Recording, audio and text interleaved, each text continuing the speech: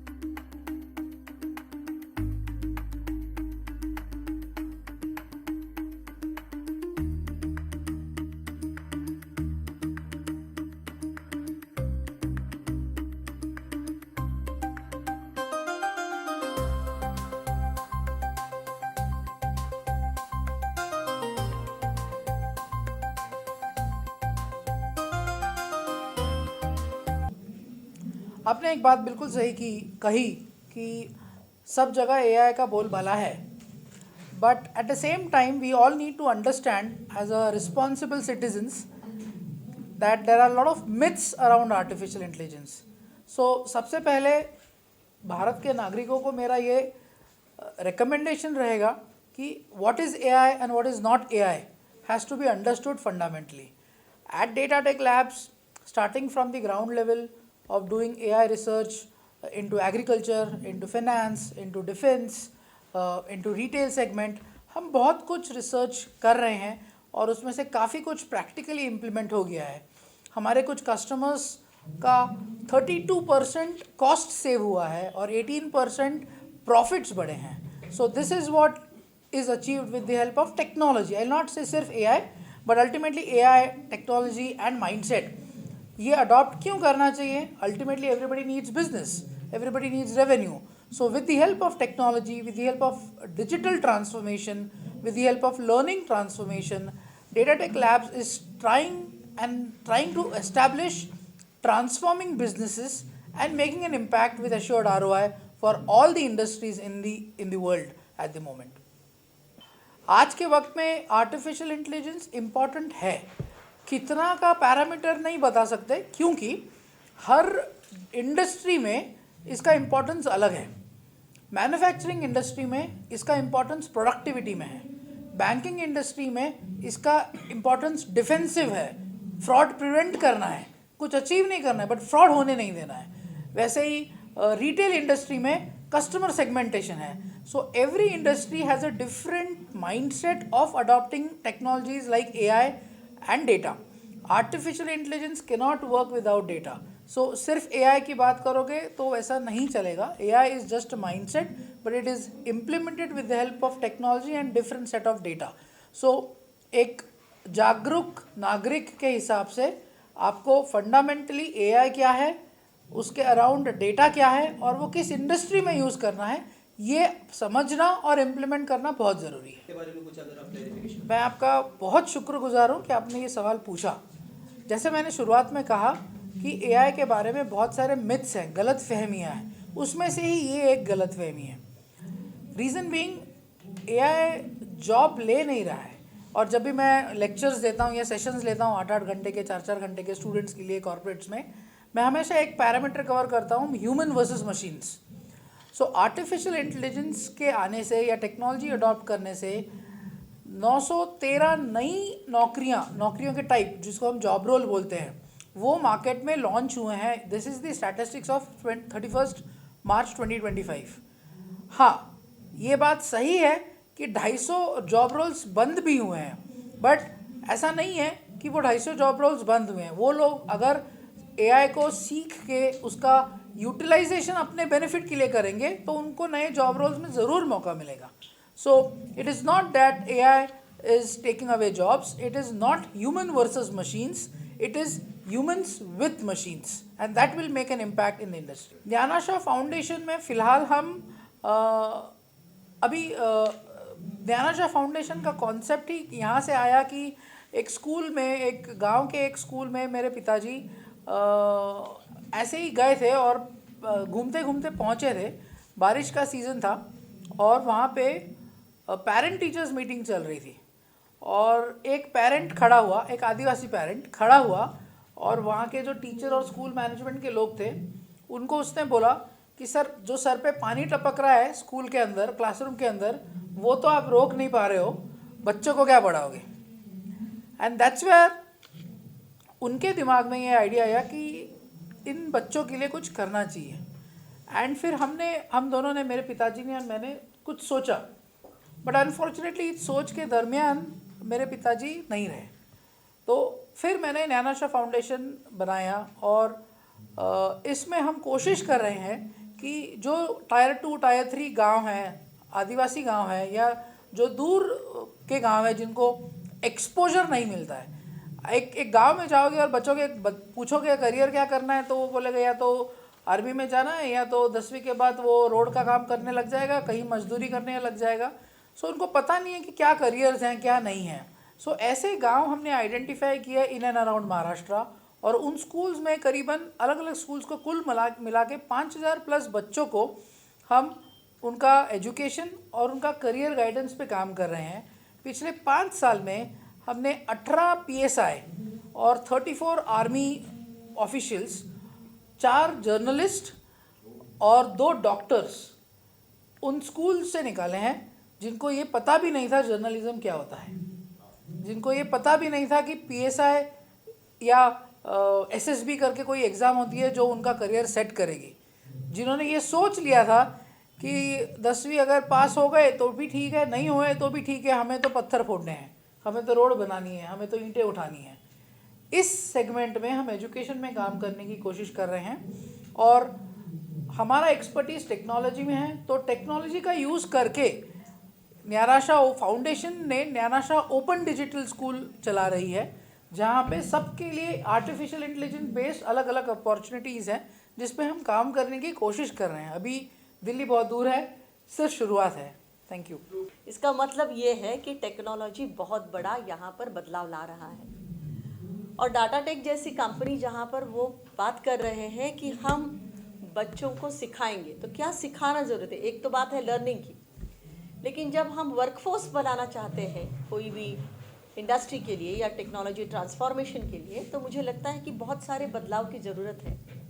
आज यहाँ पर हम 2 वाइस चांसलर्स बैठे हुए हैं, हम यही सोच रहे हैं कि आज के युवा को हम ट्रांसफॉर्म कैसे करें, उनके पास कौन से कौशल्य हो।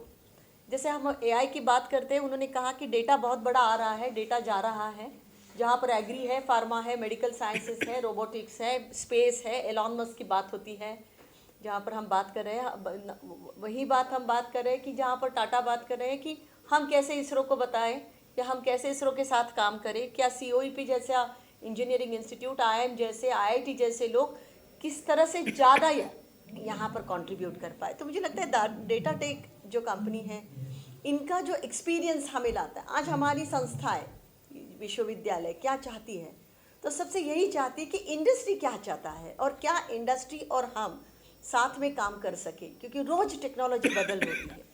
ये नहीं है कि आज मैंने बोला कि ChatGPT है तो कल डीप सीक आ चुका है चाइना का। एक बात है कि एआई जैसी संकल्पनाएं पहले भी थी, जैसे अमित अंद्रे जी ने उसमें PhD किया हुआ है, लेकिन आज हर क्षेत्र में एआई से मिलने वाले जो रिज़ल्ट है, क्योंकि डेटा इतना जनरेट हुआ है, उस रिज़ल्ट का उपयोग हमारे देश के प्रश्न को सॉल्व करने के लिए, रिजॉल्व करने के लिए किसी तरह से कर सकते हैं। एआई में आपके पास डेटा है और डेटा से आप कुछ रिजल्ट जनरेट कर सकते हैं, लेकिन हमारा जो खेती है, हमारा जो संचालन है, हमारा जो दलन वलन है, ऐसे बहुत सारे ऐसे क्षेत्र हैं कि जहाँ में इसका इस्तेमाल करके हम बहुत सारे प्रश्न कम कर सकते हैं। मेरे ख्याल से हमारा एक विशाल देश है, 140-142 करोड़ लोगों का, और उनका बहुत सारे प्रश्न हैं। ऐसे सभी प्रश्नों के उत्तर सॉल्व करने के लिए हमें डेटा प्रोसेस करके कुछ रिजल्ट मिल सकते हैं। अंतिमतः मनुष्य की बुद्धि ही अंतिम निर्णय लेगी, लेकिन वो करने के लिए एक स्ट्रांग डेटाबेस, एक स्ट्रांग सजेशन एआई के माध्यम से मिल सकता है। आज कोई भी क्षेत्र में अगर युवा काम कर रहा हो तो वो अपने मोबाइल में एआई का यूज़ जाने अनजाने करता ही है, लेकिन वो सकारात्मक यूज़ कैसे हो और उसका यूज़ हमारे प्रश्न कम करने के लिए कैसे हो, हमारे हेल्थ सुधारने के लिए कैसे हो, हम अच्छे बेहतर बनने के लिए कैसे हो, हमारा आयुष्य और हमारा जीवन अच्छा होने के लिए कैसे हो, और हम जो चाहते हैं महाराष्ट्र जैसा है कि $1 ट्रिलियन की इकोनॉमी 2030 में हम करना चाहते हैं, उसमें ये जो तंत्रज्ञान है, तंत्रज्ञान का उपयोग करके विश्व के हर प्रश्न के ऊपर हम उत्तर सोच सकते, क्योंकि हमारे पास युवा पीढ़ी बहुत है, हमारे पास यंग जो टेक्नोक्रेट्स है वो बहुत नंबर है। मेरे ख्याल से इसी कार्यालय में डेटा टेक लैब में कम से कम 250 से ज़्यादा स्टूडेंट्स, यंग स्टूडेंट्स अभी काम कर रहे हैं, अनेक प्रश्नों के ऊपर, अनेक विषयों के ऊपर वो काम कर रहे हैं। मेरे ख्याल से इसका सॉल्यूशन अगर क्रिएट अच्छी तरह से होगा और उसको हम डे टू डे लाइफ में इस्तेमाल करेंगे, जो हमारे प्रॉब्लम है वो प्रॉब्लम कम हो सकते हैं, भले वो खेती से रिलेटेड हो, भले वो प्रोडक्शन से रिलेटेड हो, भले वो आरोग्य से रिलेटेड हो, सब प्रश्नों का अच्छा उत्तर हमें मिल सकता है और हमारा लाइफ बेहतर बनने की कोशिश करते हैं। हमारा नहीं, हमारे देश का बन सकता है, हमारे विश्व के लिए हम कुछ कंट्रीब्यूट कर सकते हैं। तो ये यंग जनरेशन हमारी जो जनरेट हो रही है, जिनको इसमें बहुत ज़्यादा इंटरेस्ट है, बहुत ज़्यादा रुचि है, उनके माध्यम को उसका अच्छा अगर चैनलाइज करते हैं तो मेरे ख्याल से अगला जो हमारा जो नेतृत्व होगा या अगला हम लीडरशिप चाहते हैं 2047 में हमारा, तो उसमें हम हो सकते कि हमारे सब युवाओं का योगदान पूरे विश्व में अच्छा रहेगा, और उसके लिए डेटा टेक लैब एक अच्छा काम करेगी, ऐसा मैं विश्वास व्यक्त करता हूँ। और थोड़ा सा उसमें मैं आपसे भी, आप वाइस चांसलर एजुकेशन के अंदर, मतलब हम किसानों की बात करते, भारत देश के अंदर सबसे ज़्यादा किसानों का देश कहा जाता है, तो यहाँ पर इलेक्ट्रिसिटी भी ज़्यादा है, यहाँ पर एआई का इस्तेमाल जो है तबका करता है, उन तक का ये चीज़ कैसे पहुँचेगी उन तक?